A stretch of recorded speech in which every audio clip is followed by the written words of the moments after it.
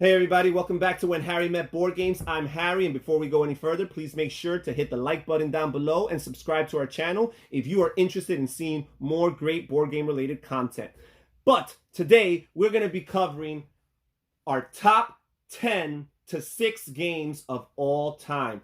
Later on this week, I'll be covering my top 5 through 1. But top 10 to 6, this is already a big deal. These are games that I love and that I could play hundreds of times a year if time would allow for it, if people would indulge me in my cravings, if life were fair at all, I'd be able to play these games hundreds of times a year. But I settle for playing them a couple dozen. These are my numbers 10 through 6. Let's get to it. My number 10 game of all time is Castles of Burgundy, designed by Stefan Feld and published by Ravensburger Games and Alea Games, or Alea. It's a Latin word. So, Castles of Burgundy. Now, this is a game where basically players are using a dice rolling mechanism, which sounds a little bit not down my alley so far to start with. But you're using a dice rolling mechanism to draft tiles from a main player board that you will then place on your personal player board, which is made up of a hexagonal grid with a bunch of different spots in it, a bunch of different spaces in it that you will fill up over the course of time with these tiles that you're drafting from the main player board. And the main player board is divided into 6 sectors, or 6 depots, if you will. That's the terminology used in the rulebook, with these different tiles. And when you roll dice, you roll 2 dice. The players roll 2 dice, and they take turns drafting from the board. When you roll the dice, you use one of your dice to draft from any sector that matches the number of pips on the die. So if you used a 3, you can go to sector number 3 and draft one of the tiles there, and so on and so forth. Now later on, when you want to place a tile on your player board, you're going, the player board, the different spaces on the grid, also consists of little pictures of a face of a die with the number of pips on it. And again, if you want to place a tile on one of these spots, you need to roll the dice. So if you want to place a tile in particular on a spot that has a 5 on it, you need to have rolled a 5, and then you could place that tile in it. And by the way, your hexagonal grid represents your province or your estate, as the rule book calls it. And your estate is composed of a lot of different things. It has fields for your animals. It has cities for your buildings. It has spots where you put your technologies or your improvements. It has mines for when you want to collect more silver. It has castle regions that give you the ability to use more turns, to get more turns. It has a port section where it adds to your, I guess, your influence in the sea, which speeds up your turn order and increases your chances of being the first player to go on each turn going forward.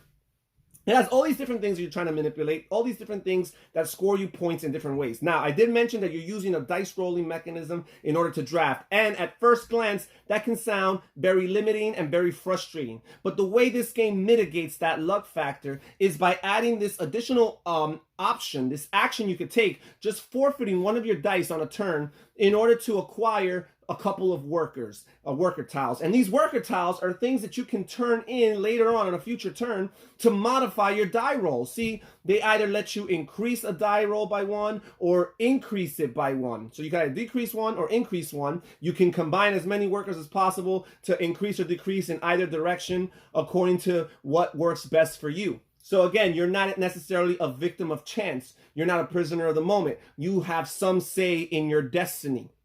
And that is what I like about this game, that it has that control. It's fun to roll dice. It's just not fun when the dice screw you over, when the dice mess you up. But in this game, you can work against that, because if you think smart, if you plan for the storm, if you anticipate the crises that will come to you over the course of a game, if you can just be well prepared enough, then you can handle these situations. You can adapt to the circumstances, make good decisions, and come out victorious in this game. game. Now, this game has a lot of different ways of scoring. There's some elements of this game. This game, by the way, consists of 5 different phases, and each of those phases is broken down into 5 rounds. So there's actually 25 rounds in this game. It can be a little bit of a long game, but it's interesting the way it works because some elements of the game will score you more early on than later on, and other elements of the game will actually be cumulative, and the more the game progresses, the more they will score for you. So this is, as many people have referred to it, it's a point salad game. There's a bunch of different ways to get points. It's a point grab. And you got to mix and match and see what suits you best. But it gives you options, and you could pursue the route that most satisfies you, that most interests you. And that is one thing that I like about this game. Even when you do not win, you feel like you've had an enjoyable experience. You feel like the investment of your time was worthwhile because you see the fruits of your labors. You look at your board and you say, I did this. I built this. So that's my number 10 game of all time, Castles of Burgundy. And now we move on to my number 9 game of all time, and that's At the Gates of Loyang, designed by Uwe Rosenberg and published by Tasty Minstrel Games. This game was out of print and was just recently printed, a second edition, not too long ago, by Tasty Minstrel. This is one of the more underlooked, underappreciated, underrated Uwe Rosenberg games out there. Now, this game is a Chinese-themed game where each player, has a part in the market. And they're a merchant, and you are basically trading, buying, and selling vegetables. And different vegetables are worth different amounts.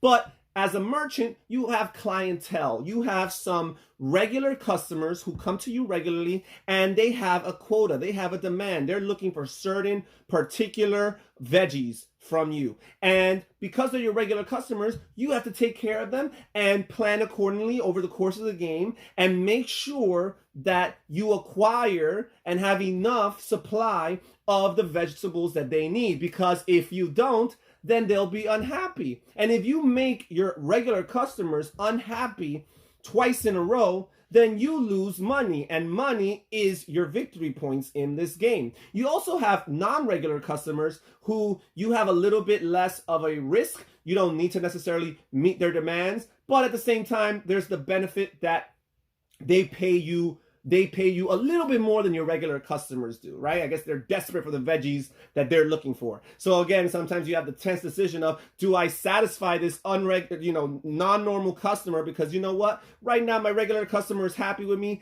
I could survive having him unhappy for a turn, but then again, risk not being able to meet the quota of the regular customers in future rounds. You have a lot of manipulation of trade and resource management and manipulation of your money, because again, your money is the victory points. Your money actually allows you to pay to advance on this track, which represents your victory points. But at the same time, the money is a helpful resource for certain things in the game. So you kind of have to walk that fine line. You have some special character cards that give you different abilities and different ways of manipulating the game. This is a great engine building game. As the game progresses, you rev up in your ability to produce these veggies, these vegetables.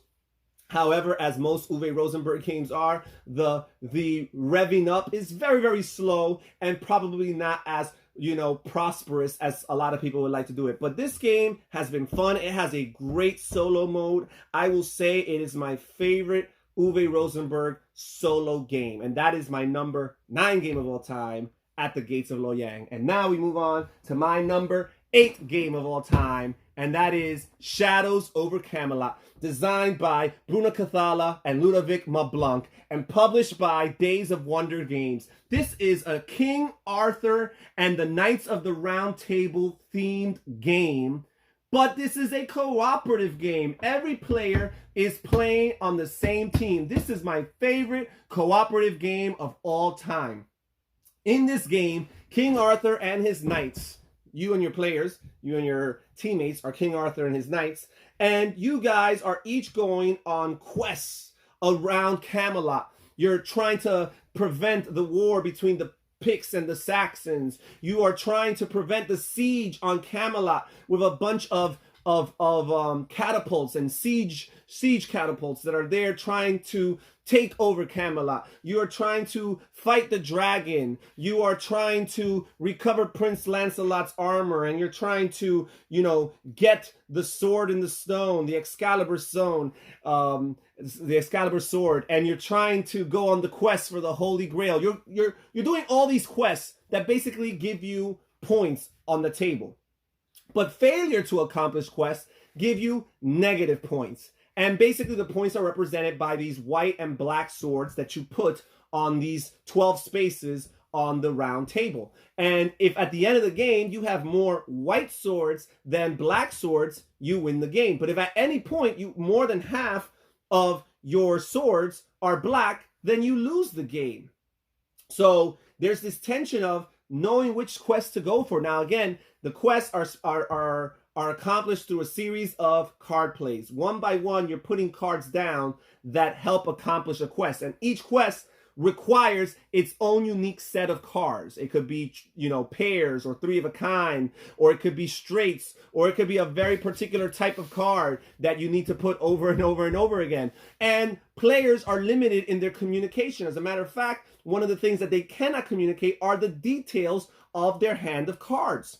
So players have to kind of trust each other, trust one another to know where their skills or their hand of cards is best or most beneficial to the team. Which quests should they go to? How can they optimize their turns?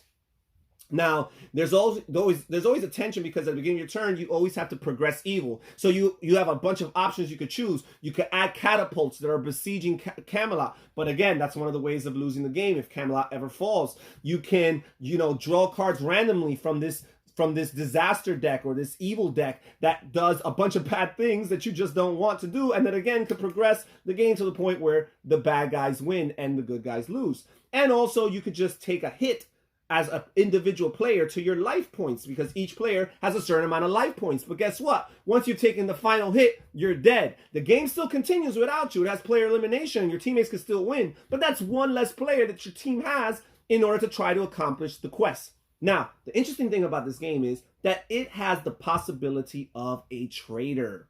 And I say the possibility because some people just play with a guaranteed traitor. I like to play with a possibility of a traitor because there may or may not be a traitor. So the traitor will secretly be making decisions that slow down or prevent the progress of the heroes. But you may not have a traitor. So you might be accusing people, not trusting them, feeling insecure about your teammates and whether or not they're really on your side, when all along there isn't any traitor. And I love that tension. This game adds so many elements. It has fun. It has intrigue. It has great hand management. It has individual player powers because each player has a different character who has a special ability that's different from all the other players. Lots of little cool things all mixed together. Beautiful, beautiful component quality. The game board is gorgeous. This game has almost everything that I look for in a game. Simple to teach, easy to learn, cooperative. It accommodates up to 7 players without necessarily messing up the game time, the game length. That is my number 8 game of all time, Shadows over Camelot. Now we'll go to my number 7 game of all time, and it's a big heavy box, and it is a big heavy game. This is Power Grid, designed by Friedemann Friese and published by Rio Grande Games. You've heard that name before on my list. Power Grid is a heavy game that involves a little bit of math, but this game also involves money management. You're playing with money. The greatest thing about this game, and it's money. If you like paper money, this game has tons of it. But the greatest thing about the money in this game is that the money is not the ultimate objective. The money is not your victory points. The money is simply a means to an end. So you need to make good decisions. In this game, you are building a network of power plants that will supply power to the different cities on the map that you have established yourself in, right? So basically in the base game, the map is a map of North America or the United States of America. I'm not too sure if it has Canada. I might be mistaken. But you are building your presence in different cities across North America. And along with it, you're building power plants to supply energy to these cities. And you are acquiring resources different resources to supply energy for your power plants. So there's all these things that you're looking out for, and all these things cost money. So again, money is a very important part of this game, and a means to an end. But at the end of the day, once the end game trigger is done, and the greatest thing about this game is that the end game trigger, although you kind of can see it coming, it can kind of surprise you as to when it comes. You don't necessarily know that the game is ending on the next round, and you wish you would have, right? Because you might have made some decisions differently. And I love that about this game. I love that it could sneak on you. I love that you cannot get into a comfort zone. I love that so many times I've seen other people swear that they were going to win this game, and because they took it for granted, they actually lost the game. Because at the end, once you trigger the end game, whoever can supply the most cities with power wins the game. It's not the person who has the most cities. It's not the person who can supply the most power. It's that combination. I have X amount of cities, right? Let's say I have 15 cities, but I could only supply 13 of them. My power plants and my resources only allow me to supply energy for 13 of them. Well, guess what? The next player has 18 cities, much more than me, but they could only supply energy to 11 of those cities. Well, guess what? I have won the game. It's amazing. It's fun. I love how you're building a network of things. I mentioned in a previous list that some games were responsible for Ticket to Ride being knocked down on my list, and this is definitely one of them. Because in Ticket to Ride, you're building a network of train routes. Here, you're building a network of power plants, but it's a similar feel, connecting from city to city. The spatial orientation of the geographical map gives me that same experience, that same excitement, that same stimulus that Ticket to Ride gives me. But on top of it all, I'm watching out for a resource market that goes by supply and demand. The more it has, the cheaper resources are. The less it has, the more expensive resources are. I'm managing my money. I'm buying different buildings, power plants that do different things for me and require different resources. Excellent game. So much going on, and everything that's going on in this game is something that excites me. And this is my number 7 game of all time, Power Grid. And now we move on to my number 5 or 6 game of all time, 5 Tribes, designed by Bruno Cathala and published by Days of Wonders Games. This is an Arabian Night, Arabian themed game where players are going through Arabia. Your board consists of a grid of 6x5 tiles that represent different parts of cities and towns and markets and so on and so forth. But it has a Mancala mechanism. And the way Mancala works is you grab a few pieces, dropping one at a time. And in this case, the pieces are meeples, different colored meeples. And finally, you must end in one spot. So if you grab 3 pieces, you can move 3 spaces away. If you grab 4 pieces, you can move 4 spaces away, and so on and so forth.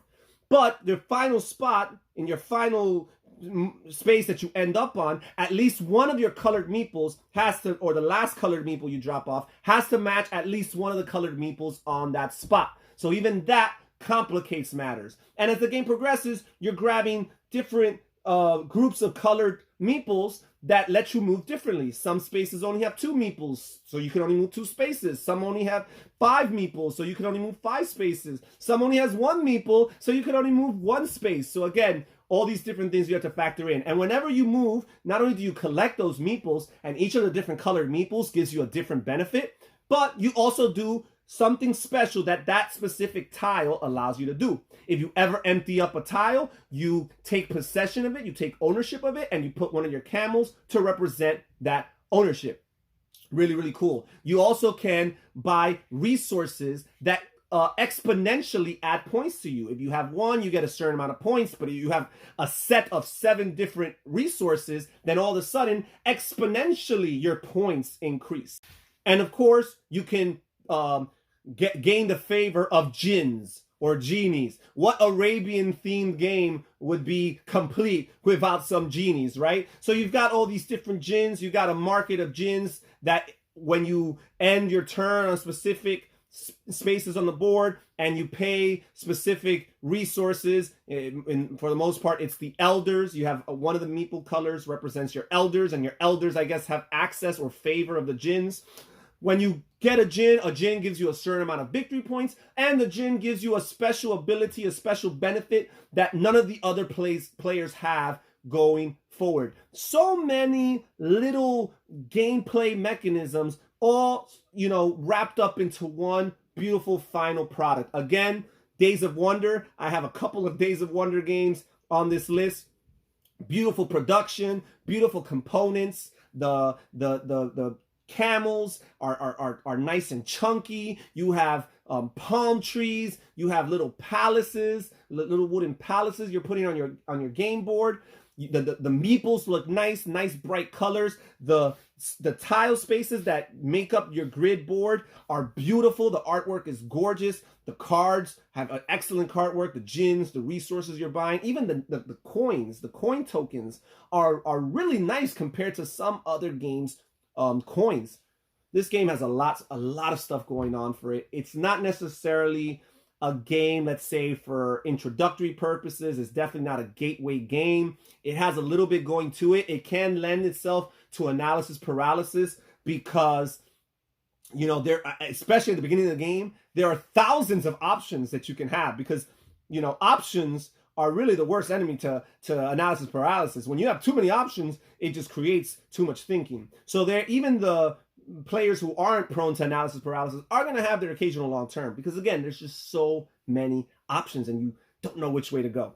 But it's awesome because there's so many different ways you can approach this game. There's so many different, viable, strategies that can end up, helping you win the game. But you got to look out for certain things and I guess not neglecting too many areas, because at the end of the day, if you dominate in one or two categories in this game, but totally neglect 4 or 5 of them, there's a very good chance you'll lose the game. But again, this game marries so many concepts together. I guess this is what my number 6 and my number 7 game of all time, Power Grid and 5 Tribes, have in common, is that they combine all these things, but they do it in a way that, as I've said before about games, it just makes it feel like they were always meant to be combined. They were always meant to be together. Sometimes game designers, they throw in the kitchen sink and they put so many things together and they combine so many things and it makes it convoluted and it makes it complicated and it makes it feel like work and it makes it just feel too heavy and too complex. With these games, it just feels seamless. The way they're interwoven, all these different mechanisms are interwoven together to make a whole, to make just one final product. To me, it's absolutely amazing, and that's why I love my number 6 game of all time, 5 Tribes. So that right there, my friends, were my number 10 through 6 games of all time. This Thursday, join me as I count down from games 5 through 1. 5 games that I like even more than these games. And mind you, I want you guys to know that all of these games are relatively new games to me. These are games that I've played in the last 6 to 10 months. In other words, there's still chance for these games to climb higher and higher in my rankings. That's how potentialed these games are. But my top 5, I guess, are a little bit more proven. And for now, they're the kings of the castle. Thank you so much for watching When Harry Met Board Games. I'm Harry. Please make sure to hit the like button down below and subscribe to our channel. You take care now. Bye-bye.